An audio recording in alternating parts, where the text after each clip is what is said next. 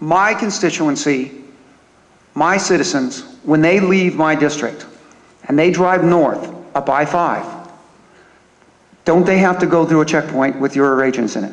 Yes, sir. When my constituency go up I-15, don't they have to go through a Border Patrol? Yes, sir. They go out 8, God forbid, to go to New Mexico. They have to go through your agents. Yes, sir. My citizens want to know, if we're surrounded by agents, why aren't they at the Home Depot? Like, why is there a reason why you cannot have your agents in the morning? When I drove down Alger Road this week, I almost rear-ended a car that was pulled alongside while people were standing there. And everyone knows they're there.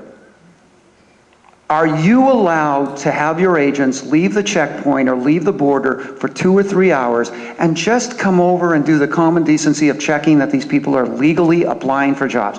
Are you allowed to do that, Victor?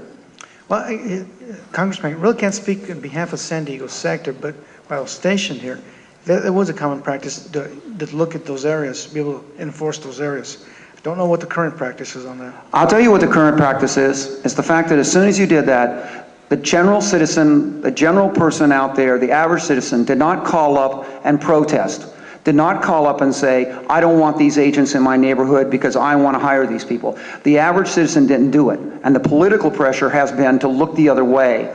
And what we have is, have you ever heard of the concept by the Border Patrol agents? They call it the 100-yard dash freebie. That if you get 100 yards north of the border, you're free. And I just think that, I'm sorry to pick on you, because when it comes down to it, interior enforcement's where it's going. I'd like to go down to the other end, though, and ask the ambassador.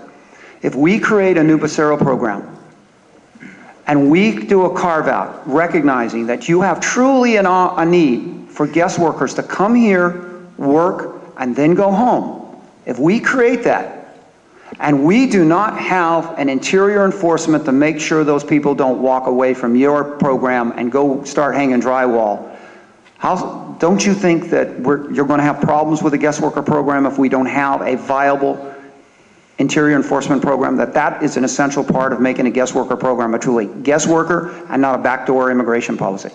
We've always supported an aggressive interior enforcement at the job site. We've always supported a fraud-proof identification card, so that when we get a Social Security card or driver's license, we don't have to be immigration cops to determine whether or not those are fraudulent or not.